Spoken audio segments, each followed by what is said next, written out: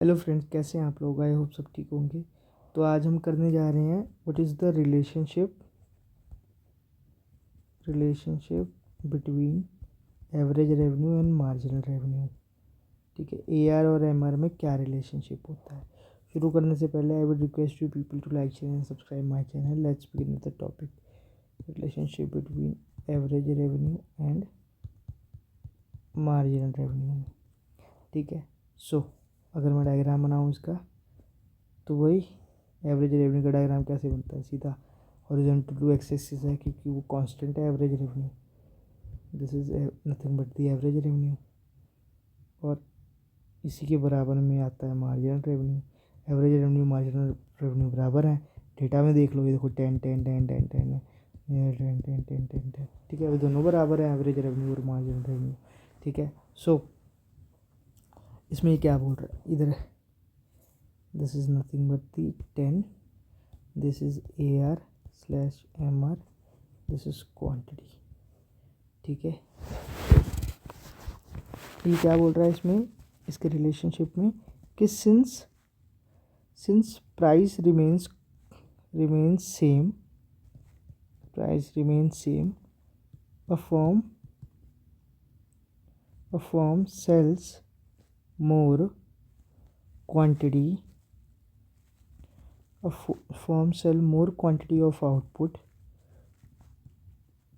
at same price।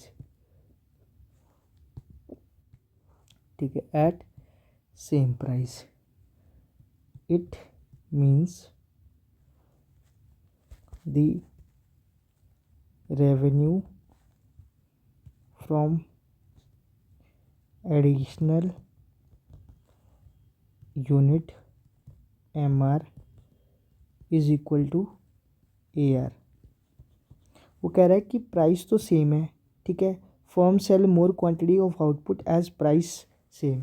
मतलब इस number of price से फर्म कितनी भी क्वांटिटी सेल कर सकती है। ठीक है, it means that the revenue from additional unit is equal to marginal revenue. मतलब कि जो जब हम 10 सामान बेचेंगे और जब मैं 11वां बेचूंगा तो एवरेज रेवेन्यू और तो एक ही रहेगा, तो उसका मतलब वो मार्जिनल रेवेन्यू के इक्वल हो जाएगा।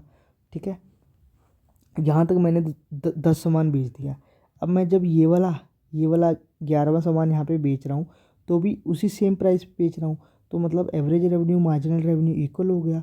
ठीक है, सो ये चीज़ यही बता रहा है कि as price remains same, a firm sells more quantity of output at the same price, it means the revenue of from additional unit is average price is equal to marginal price is equal to average price. जब हम additional कोई सामान बेचेंगे तो वो किसके बराबर होगा, वो एवरेज प्राइस के इक्वल होगा। ठीक है, मार्जिनल रेवेन्यू किसके इक्वल होगा, एवरेज रेवेन्यू को इक्वल होगा। ठीक है,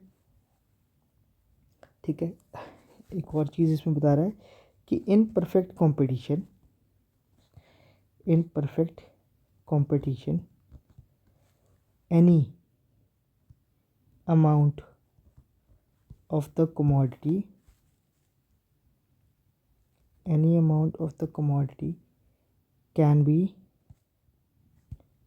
can be sold at the same price,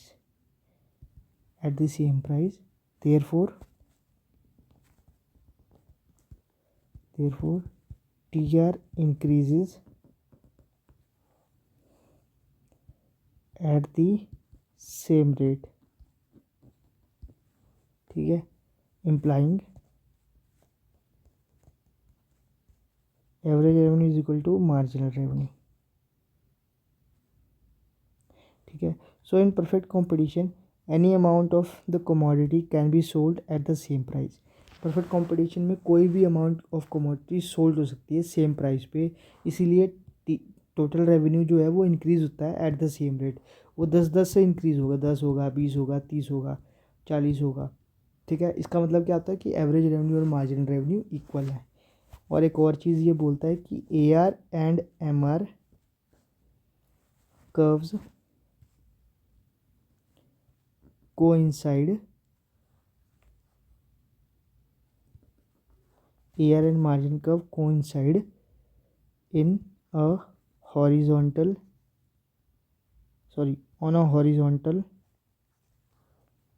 straight line parallel to x axis, वो x एक्सिस के पैरेलल होता है, ठीक है। और मतलब यही लाइन आपकी एवरेज रेवेन्यू है और यही लाइन आपकी मार्जिनल रेवेन्यू है, दोनों कोइंसाइड कर रही हैं, ठीक है। थर्ड पॉइंट इसमें ये बोलता है कि द डिमांड कर्व और एवरेज रेवेन्यू कर्व facing